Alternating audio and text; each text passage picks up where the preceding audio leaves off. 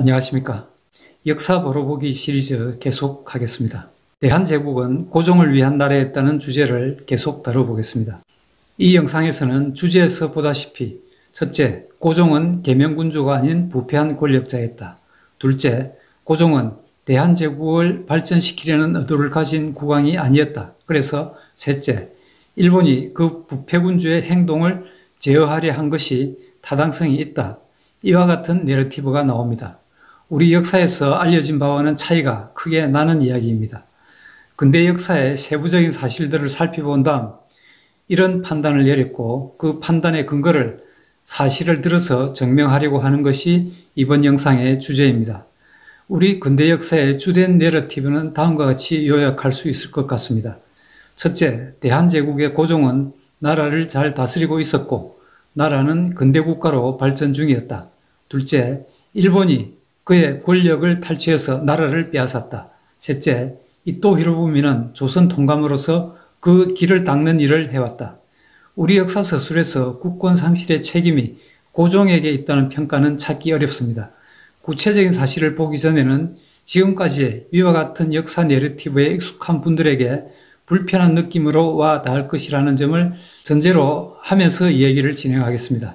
그래도 역사는 역사적 사실에 근거해서 논리적인 평가가 되어야 한다는 믿음으로 이 이야기를 전개해 보려고 합니다. 조선 통감으로 취임한 이토 히로부미가 황실개혁을 주요 과제 중에 하나로 채택했다는 것을 앞서서 소개한 바 있습니다. 이토의 의도가 대한제국 황실의 힘을 제거하고 합병의 기초를 닦기 위한 것인지 실제로 황실에 개혁하지 않으면 안 될 문제가 있었는지도 알아봐야 하는 것이 대한제국의 후예들인 우리가 해야 할 일이기도 하다고 생각합니다. 우리 역사에서는 대부분 이토 히로부미가 대한제국에 와서 했던 모든 일은 합병을 위한 사전 정지 작업 정도로 보고 있는데 그런 판단이 어느 정도의 역사적 사실에 기반한 것인지도 알아보는 일이 될 것 같습니다. 그래서 이번에는 대한제국 황실의 구조와 운영에 관해서 살펴봄으로써 대한제국이 고종을 위한 나라라는 도발적 표현이 적절한가를 판단할 기초를 보여드리려고 합니다. 결론부터 말하자면 대한제국에서 국가 기능을 수행해야 할 정부는 정상적인 기능을 할 수 있도록 되어 있지 않았습니다. 정부와는 별도로 고종 휘하에 있는 국내부라는 조직이 정부의 중요 기능을 수행하고 있었기 때문입니다. 고종이 황제의 전제 권력을 행사할 수 있도록 만들고 나서부터 황실 조직을 빠르게 그런 구조로 만들어갔습니다. 국내부는 국가의 핵심 기능이라고 할 수 있는 조세를 비롯한 재정, 그리고 국방에 관한 책임 등 정부가 맡아서 해야 할 많은 부분들을 장악하고 있었던 것입니다. 재정에 관해서 보자면 황실은 국가 재정의 지원을 받았습니다. 황실은 국가의 최고기관으로 존재하기 때문에 국가 재정의 지원을 받는 것이 이상한 일이라고 볼 필요는 없겠습니다. 문제는 그러면서도 국가가 징수해야 할 세금을 별도로 징수하는 등 정부와는 별도로 국민들로부터 수입을 챙겼다는 것입니다. 국가 재정으로 들어가야 할 조세를 황실이 중간에 가져갔다는 뜻입니다. 또 국가가 해야 할 역할을 대신하면서 거기에서 나오는 수입을 또 확보를 했습니다. 뿐만 아니라 그 수입 관리와 지출을 통제할 수 있는 시스템이 제대로 된 흔적이 없었고 그랬기 때문에 고종이 임의대로 자금을 사용할 수 있도록 되어 있었던 것입니다. 이런 사정에 의해서 대한제국에서 국가재정은 빈곤했지만 황실 재정은 늘 풍족했습니다. 고종은 원하는 대로 돈을 쓸 수 있었을 것입니다. 정부 각 부서는 국내부에 비해서 고종으로부터 서자 취급을 받았던 듯합니다.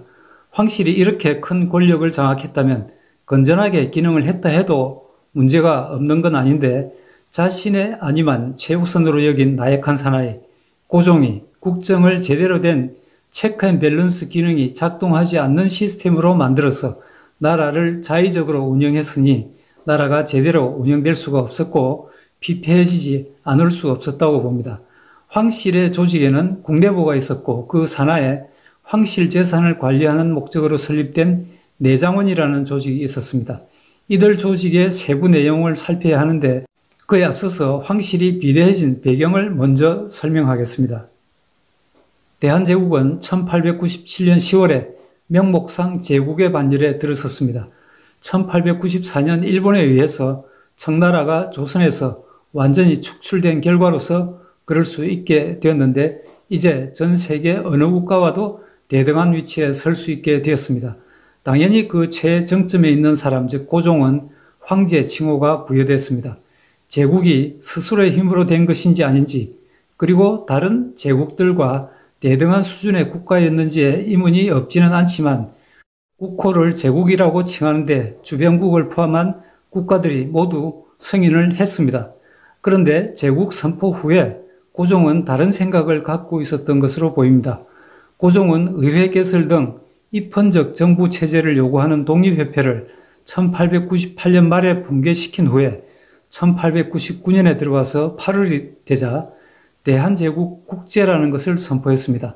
이 문서를 통해서 국가의 의사결정 체제를 만세불변의 전제정치 체제로 변경시켰고 자신은 황제로서 무한하온 군권, 왕의 권리를 말합니다. 군권을 갖는 제도를 구축했습니다. 대한국 국제는 이렇게 해서 황제에게 입법, 사법, 행정 등 국가에 있을 수 있는 모든 권력을 집중시켜서 부여한 것이었습니다. 고종 스스로가 누구의 견제도 받을 필요가 없는 권력을 장악하게 됐습니다. 제국이 되면서 대외적으로 국가의 위상이 올라간 것이 아닙니다. 국민의 삶에 어느 정도의 향상이 생긴 것도 아니었습니다. 제국이 되면서 올라간 것은 국내적으로 고종의 권력과 위상만 강화되었을 뿐이었습니다.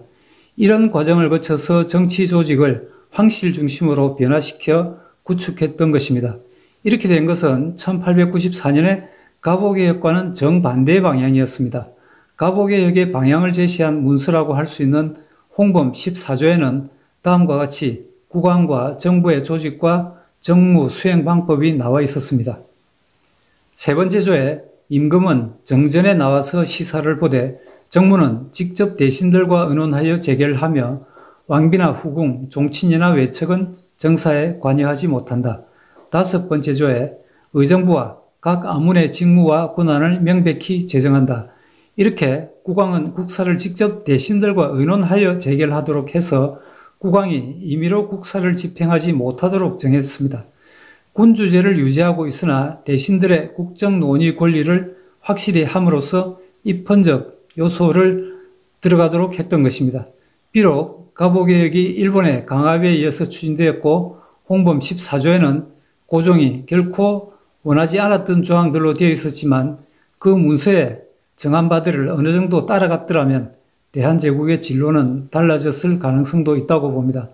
홍범 14조를 자신의 입으로 선포하지 않기를 바랐던 고종은 기어코 자신의 뜻에 의해서 그 원칙을 저버린 것입니다. 대한제국의 기회는 홍범 14조만 있었던 것은 아닙니다.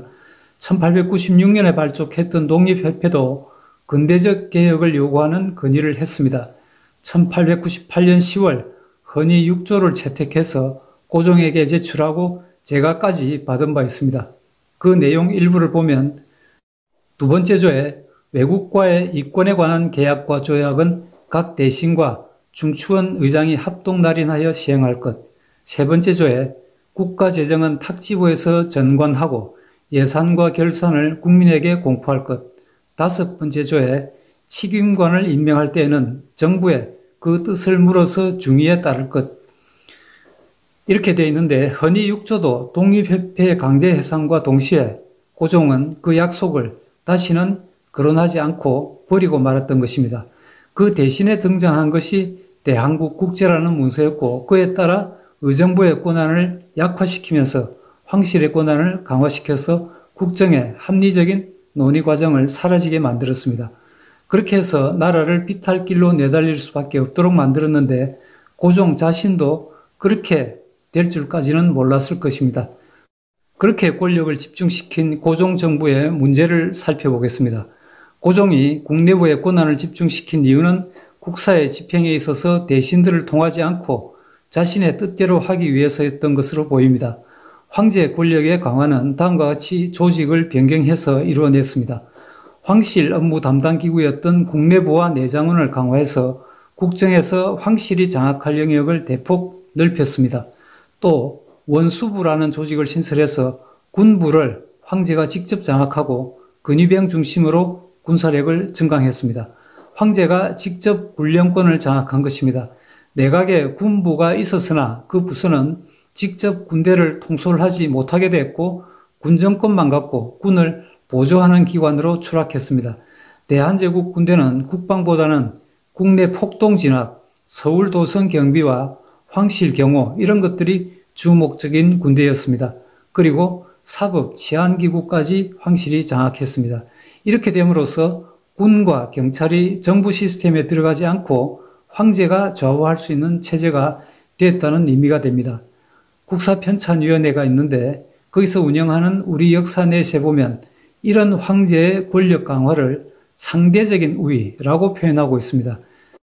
대한국 국제는 황제에게 무한하온 군권을 갖도록 명시했던 것입니다. 고종의 권력 내용을 보면 어떤 기준과 비교해서 상대적이라고 볼 정도가 아닌 절대적이라고 평가하는 것이 맞을 겁니다. 역사평가에서 이런 방식으로 용어 선택을 하면 사실에 근거한 객관적이고 논리적인 평가가 흐려지는 문제가 있지 않을까 생각됩니다. 이런 권력 구조를 확립한 이후에 강화시킨 권력을 배경으로 해서 고종은 직접 국정을 주도하면서 정부기관과 대신들에게는 일상적인 업무만 처리하게 하고 중요한 조치나 사업은 모두 자신의 측근 인물이나 황제 직속 기구에서 담당하게 했습니다. 정치 체제를 이렇게 변화시키는 동시에 재정 운영에서도 전제 권력을 행사할 수 있도록 조직 변경을 가져왔습니다. 정부에 속한 여러 기관들을 아예 국내부로 이관해서 내각 대신들이 관여하지 못하게 했고 정부의 공적 재원으로 편입해야 할 여러 가지를 국가재정과는 독립적인 국내부 소속의 내장원으로 이관했습니다. 국내부는 원래 갑오개혁 당시에 정부와 궁중부를 분리하기 위한 개혁 조치의 하나로 왕실의 관리를 위해서 설립된 기관에 지나지 않은 조직이었습니다. 그랬던 기관이 고종이 1899년에 와서 부중과 궁중의 분리라는 갑오개혁의 외형은 그대로 유지하면서 원래의 개혁 의도와는 정반대로 황제의 권력과 금고를 강화하는 역할로 변질시킨 겁니다. 왕실의 운신의 폭을 제한해야 할 필요에 따라서 개편한 제도를 외형은 손상시키지 않은 것처럼 보이게 만들고 실질은 자신의 편리를 더 유리하게 하는 식으로 해서 갑오개혁에다가 보기 좋게 반격을 가한 것으로 보입니다. 국내부의 역할을 자세히 알아보면 오히려 국내부가 국가의 중요 기능을 담당하고 정부는 국내부가 맞지 않은 중요하지 않은 부분만 담당한 정도로 보일 지경입니다. 국내부에는 황실 업무와 무관한 업무를 수행하는 기관까지 산하에 두었습니다. 황실 고유 업무 아닌 업무를 맡았던 기관들을 알아보면 다음과 같습니다. 우체, 통신, 전화, 전기, 선박, 운송 이런 업무를 관장한 통신사가 있었습니다. 철도원, 서북철도국도 황실에서 관할했습니다. 또 광산의 현장 교육 사무를 담당했던 광학국, 산림, 성곽, 보, 사찰의 관리를 담당하던 관리서 이런 기관들이 있었습니다. 국가의 수익 원천으로 부상하던 핵심 산업과 인프라를 담당하는 기구들이 대거 황실에 속하고 있었음을 알게 됩니다. 광산에서는 지속적인 현금 창출이 될 수 있었을 것이고 인프라도 투자를 해서 건설하고 나면 수익 사업이 될 수 있다는 것으로 본 것이 아닌가 싶습니다. 도량행의 통제를 관리하던 평식원, 서적, 신문 등의 보관 정리를 담당한 방문원 이런 기관 역시 황실에 소속되어 있었습니다. 정상적인 정부였다면 인프라 건설과 운영, 국가 표준 관리 이런 것들을 포함한 기능들은 농상공부가 맡아서 계획과 투자를 주관하고 거기서 나오는 수입의 관리 이런 것들을 관리했어야 할 것이었습니다. 또 빈민호랍이 과부 과를 구휼하는 해민원도 국내부 소속이었습니다. 복지 기능의 일부를 황실이 수행했는데 고종의 인자함을 과시하기 위한 목적이 아니었는지 의심하게 합니다. 심지어 여권 발행과 출입국 관리를 담당하던 수민원이라는 기관도 있었는데 정부가 아닌 황실에 소속되어 있었습니다. 국내부는 의정부와 협의 없이 독자적으로 외국인과 전답이나 임야의 임대, 황무지 개간, 벌채, 영업, 특권, 광산 채굴 등 각종 계약을 체결하는 일도 했습니다. 그러면 고종은 왜 이들 기관을 정부 산하기관으로 두지 않고 국내부 아래로 편제해서 자신이 직접 장악하려고 했을까? 아마도 이런 기능이 알짜 기능인 것으로 생각하고 이런 조직 구조로 정부 관료들의 논의 과정을 피하고 자신의 뜻대로 처리할 수 있게 되도록 하기 위해서인 것 같습니다. 이렇게 되니까 정부 재정으로 들어가야 할 돈이 내장원으로 흘러들어갔기 때문에 이제는 국가 재정에 돈까지 쪼달리게 됐습니다. 내각의 탁지부는 관리들의 녹봉을 지급할 돈조차 부족했을 정도입니다. 아래는 국사편찬위원회 우리 역사넷에 나오는 내용입니다. 1901년에 들어서 탁지부는 재정이 어려워져 관리들의 봉급조차 주지 못할 정도가 되었고 탁지부에서 하는 수 없이 내장원에서 돈을 꾸어다가 봉급을 줄 수밖에 없었다. 그러자 고종은 즉각 탁지부에 명하여 내장원에서 꾸어간 돈은 갚으라고 독촉하였다. 국왕이 국가로 들어가야 할 돈을 자신의 개인 금고에 보관했던 데 그치지 않고 돈이 부족한 정부에 빌려주는 것도 아까워했다는 정황을 짐작할 수 있습니다. 이것이 사실이라면 고종이 국가의 최고 지도자인지 자신을 중심으로 한 단체의 이익을 위한 대표인지 의심하지 않을 수 없습니다. 이런 구조에서 강요들이 무슨 국정을 제대로 할 수 있었겠는가 하는 생각이 듭니다. 국가가 정상적으로 운영될 리가 없었던 것이 틀림없습니다. 지금까지 살핀 내용으로 추론해보면 이토 히로부미가 대한제국 황실을 개혁해야 한다고 한 것이 단지 고종의 수족을 자르려고 한 것 이상의 문제가 있었기 때문이었음을 짐작할 수 있습니다. 이토의 계획에 설사 음모가 있었다 해도 그것을 커버할 만한 합리적인 명분이 있었다고 할 수도 있습니다. 대한제국 사람 어느 누구도 손을 댈 수 없었고 그 문제점을 입으로 언급조차 못해왔던 황실 문제를 이토 히로부미가 개혁하려고 시도한 것은 한국인들을 위해서 다행스러웠다고 할 수 있습니다. 어쨌든 그때까지 한국인들이 그 일을 할 의도를 가졌거나 할 수 있었던 정황은 보이지 않기 때문입니다. 그 일을 한 사람이 외국인, 즉 일본인이었다는 점이 문제였을 뿐입니다. 국가의 주권을 일본에게 뺏긴 원인이 일본의 야욕 때문이었다는 것은 두 번째 요인인 것으로 생각됩니다. 일본의 거친 손길이 오기 전에 이미 나라 안에서 병은 깊어 있었던 것입니다. 오늘은 고종 황실과 정부 조직의 문제점에 관해서 구체적으로 알아봤습니다. 오늘은 여기까지 하겠습니다. 감사합니다.